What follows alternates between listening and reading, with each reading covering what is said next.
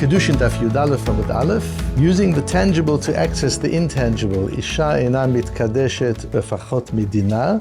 On a kabbalistic and spiritual level, we're engaging with an intangible world. We're engaging with Hashem's world, we're engaging with the spiritual world and all the energies and forces of the spiritual world, but the way we do that is through the tangible world. And the method of accessing the intangible through the tangible is what Halacha is. Halacha teaches us how to do that. Kabbalah deals with the intangible world. Halacha deals with the tangible world, but it doesn't deal with the tangible world as an end in itself. It deals with the tangible world as an instrument by which to engage with the spiritual world. And in this idea, we'll see different approaches between Beit Hillel and Beit Shammai, and between Hillel and Shammai. Whenever there's a major argument among Tanaim or among Amoraim or even among Rishonim, you've seen we like to try and understand what is the principal difference in worldview that generates their divergent opinions in matters of halacha. It's not just an argument in a halachic issue. Usually there's a difference in worldview. And sometimes we can understand that. We did that with Abaya and Rova several times and showed what their different worldviews are. And we'll have a bashed understanding it with Hillel and Shammai a little bit better. This shiur is sponsored by Alan Katz. Alan has been a Talmud for over 40 years back in South Africa, and then he came Aliyah to Israel, and he's been following, and he's one of us. He's one of the members of the Matmonim community. He listens to the Matmonim every day, comments very often. At the moment, a lot of people are commenting on Facebook, but we'll very soon have the website where people can comment and engage in debate and discussion about some of the issues that emerged through the Matmonim shiur. And Alan is dedicating the shiur to the memory of Rachel Katz-Lemberger, Rachel Bat Yehuda, his late wife.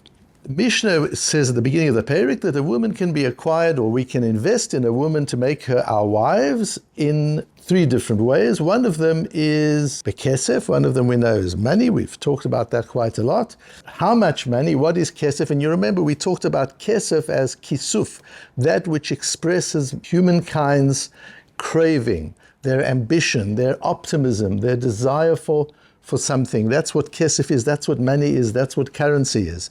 There's optimism in money. And the investment of money in a woman is to demonstrate the belief in the woman and the belief in the union to be able to grow and to be productive, not only in terms of producing children, but just producing a much more productive spiritual and physical and emotional life together. So what is the kesef that has to be used? There we have a machloket Beit Shammai and Beit Hillel, which we've left aside until now on Daf Yud. Beit Shammai omrim bedinner v'shaveh dinar. Beit Shammai says it must be a dinar or something worth a dinar. Beit Hillel omrim bifruta v'shaveh pruta. Beit Hillel says a pruta. A pruta is generally a copper coin, a dinar is a silver coin.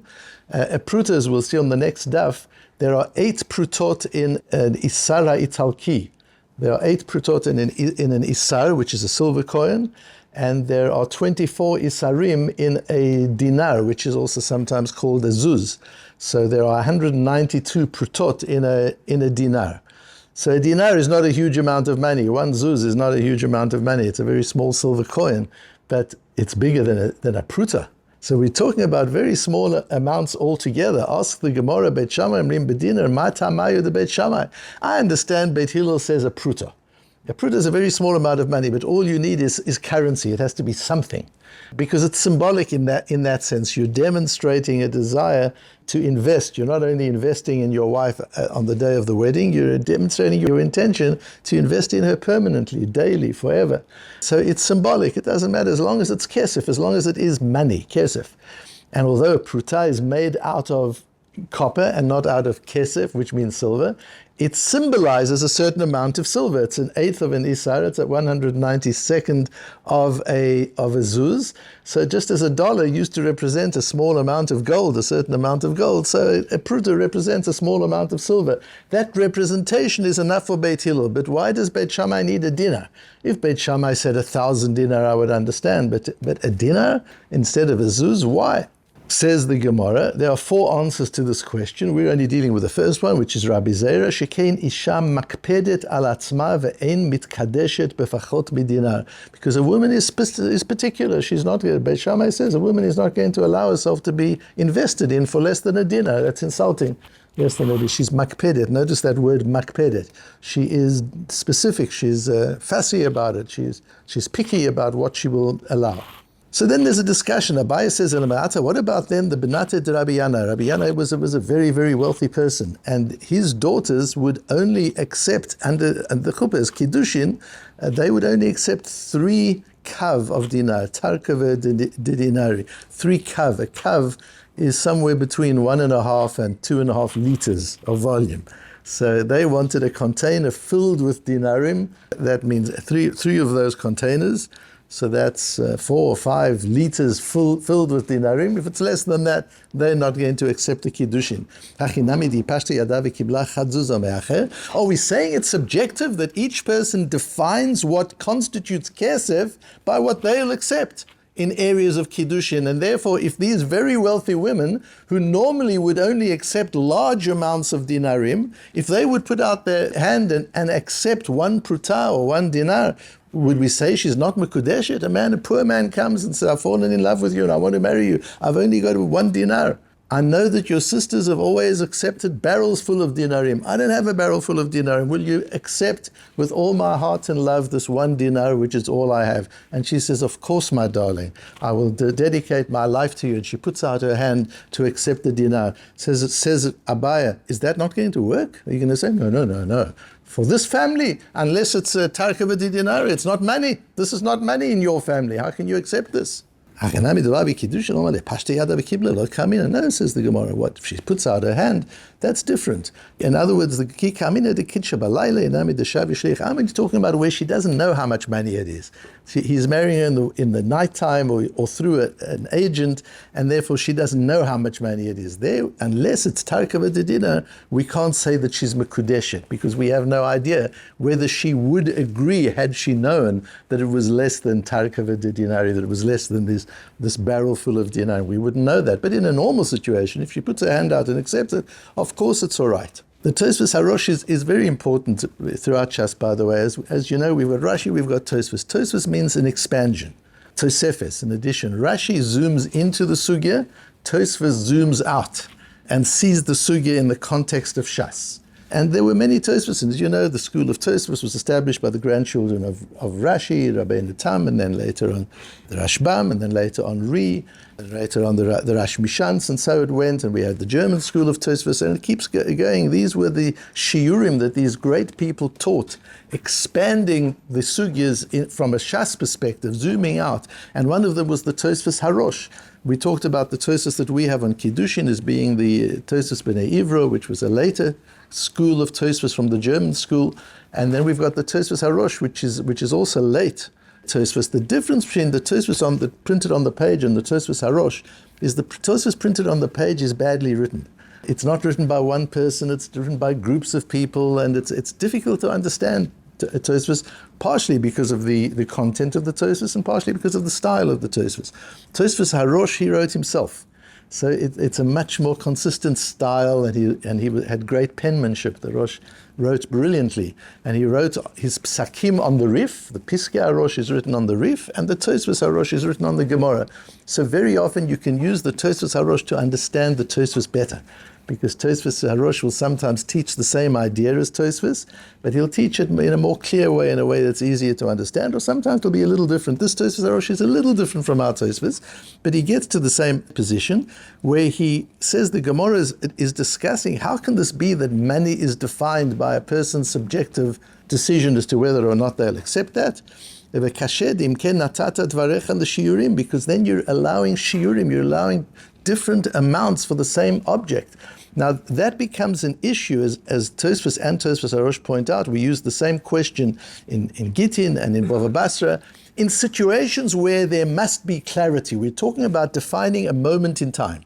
In Bava Basra, we're talking about defining a moment when a field changes ownership through the Kinyan Chazaka. And they're the Bnei Eliashiv that have a different view. They're more fussy, makpidim, they have more kapeda about people using their property. Does that change the amount of time? Is it still 3 years to create possession?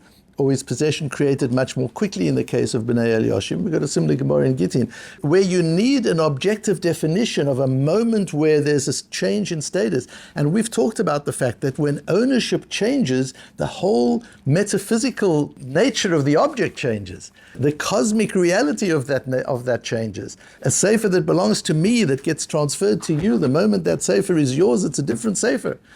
Cosmically, it's a different sefer. So both legally and cosmically, we need to know at what moment does that change take place. In the case of an Isha, where she becomes from a Penuya to an Eshet Ish, major halachic consequence and major cosmic consequence. So we need to know at what moment does this woman become an Eshet Ish. And we've got Eidim. What are Eidim? Eidim are watching. And Eidim are necessary to affect the Kiddushin. So he's giving her money in front of Eidim, and the Rov says to the Eidim, are you satisfied that this money is valuable enough to constitute a Kinyan Kesef? And now the Eidim have to say, well, it depends. Can we have a conversation with her? Can we find out her economic situation? Does she regard this as valuable or does she not? What is her family's view on money? What is their business philosophy? Really? That's not what Eidus is. Eidus is, I can see and understand. By seeing, I know what happened. In that case, you can't have natata devarecha l'shiurim. You can't have a variable amount that depends on the psychology of the person involved. It's got to be something that's objective. So the Gemara answers according to Tosfos and according to the Tosfos Harosh, that you don't have to worry about that here because everybody agrees that a dinar is the minimum amount according to Beit Shammai, and a pruta is the minimum amount according to Beit Hillel. The question is, some families will say, in some families a woman will say, yes, I know a dinar is kesef, or a pruta is kesef. I'm not redefining currency. I'm simply saying, I won't get married for less. That's my condition. It's a tanai. And therefore it works. But we're not changing the shiurim. The shiur is a dinar according to Beit Shammai, and it's a pruta according to Beit Hillel. Why the difference? Why does Beit Shammai say dinar? They're both small amounts of money. Yes, one is silver, one is copper. Is that what is really going on here? So in trying to understand this, it's interesting. Rav Zevin wrote a wonderful sefer called Or Halacha, where he talks about the kabbalistic perspective of Beit Shammai and Beit Hillel, and that's based on a Vilna Gaon, where the Vilna Gaon gives a kabbalistic understanding of the two views of Beit Shammai and Beit Hillel. So I'm not going to go there into the kabbalistic approach, but still let's try and get some understanding of the principle that underlies the differences in worldview between Hillel and Shammai. Now, what I said to you, notice the word makpedet. Rabbi Zera said in explaining Beit Shammai, shekena isha makpedet alatzma. She's kapeda. That's interesting to me because the Gemara says in Shabbos, lo olam yehe adam anvatan ke Hillel, a person should be humble like Hillel, v'lo yehe kapdan ke Shammai. The same word appears, kapdan. Don't be a kapdan like Shammai. So there's something about kapeda that defines Shammai. What is the kapeda that defines Shammai? So if you look, for example, at the Mishnah in Brachas about Havdalah, we have a machlokes Beis Shammai and Beis Hillel as to what the bracha is for Borei Meorei Ha'esh. We say Borei Meorei Ha'esh. Borei in the present tense, he who created, Meorei Ha'esh in the plural, the lights of the fire. Beit Shammai says, no, Shebara Meor Ha'esh. He who created that light of fire. Past tense, singular. Explains the Tiferet Yisrael. Are we making the bracha on energy? Is this a bracha on energy? Fire represents heat. It represents light. This is energy. Is the Borei Meorei Ha'esh a bracha on energy or a bracha on a candle? Says Shammai, his makpid. Get to the essence. Get to the real thing. What we're really talking about is energy. This is not a bracha of a candle. It's not a birthday party with a kid blowing out the candles on Motzei Shabbos. That's not what it's about. This is celebrating energy, that Hashem gave the human being the capacity to access energy, which Hashem created, and to do all the wonderful things that technology has done using energy. That's what Borei Meorei is. It's a bracha for technology. It's a bracha for production. It's a bracha for all the things we can do accessing energy. Shebara ma'or ha'esh, says Beit Shammai. Hashem, in the Sheshet Yemei Bereshit, created the energy of fire. That's what the bracha is. Says Beis Hillel, but we're not kabbalistic beings. We're not all Hasidim who operate in the world of Hasidus and Kabbalah. We're ordinary Litvisher people. We live in the real world. We understand the candle. And through the candle, we'll understand the bigger issue. But if you look at the candle, it's Borei. Hashem's created it now. I'm accessing it now. It's present. And it's ma'oreoish. There are lots of different angles, different. Watch the candle carefully, reflect on the candle, meditate on the candle, notice the beauty of the candle, and through that, come to an understanding of the bigger issue. Why is that important? Because it's similar to the pruta and the dinar. Dinar is real kesef. We just said, Isha niknet bekesef. Kesef means silver. A dinar is silver, says Beit Shammai. Don't use a symbol of silver, a tangible silver. Pruta is more tangible. It's used every day in the marketplace. And a pruta is an eighth of an isar, and an isar is a 24th of a dinar. So a pruta represents a little piece of dinar. You don't have to worry about the dinar. Just the little piece of dinar is okay. It's enough for symbols. Says Beit Shammai, makpid, no symbols. Get to the real thing. The real thing is the dinar. Deal with the real thing. The real thing is the energy of fire. The real thing is not the candle. That's how we do it. And we find the same in the other machlokes, and that the Gemara brings in Shabbos Daf Lamed Aleph on the next page after the page of Beit Shammai. The famous cases of the goy who came to Hillel and to Shammai. And there were two cases. The one was the goy comes to Shammai and asks him to teach me the whole Torah. What about the Shabbal Peh? He says, I believe you about the written Torah, but I can't trust you that there's an oral Torah as well. Shammai throws him out, and Hillel teaches him, and he teaches him Aleph Beis Gimel the one day, and the next day he teaches him backwards. He teaches him the opposite way around. Gimel Beis the Aleph.